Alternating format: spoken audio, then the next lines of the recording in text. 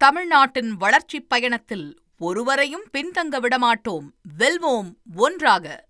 பாம்பன் பகுதியில் சூறைக்காற்று, கடலின் நீரோட்டம் அதிகரிப்பு ஏற்பட்டுள்ளதால் அச்சத்தில் மீனவர்கள் ஆழ்ந்திருக்கின்றனர்.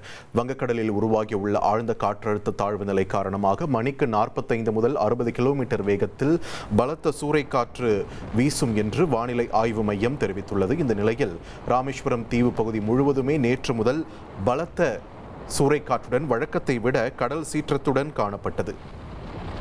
இந்த நிலையில் பாம்பன் பகுதியில் பலத்த சூறைக்காற்று வீசி வருவது மட்டுமல்லாது கடலில் நீரோட்டம் அதிகரித்து கடல் சீற்றத்துடன் காணப்பட்டு வருகிறது. இதனால் அப்பகுதியில் உள்ள மீனவர்கள் மிகுந்த அச்சமடைந்து வருகின்றனர்.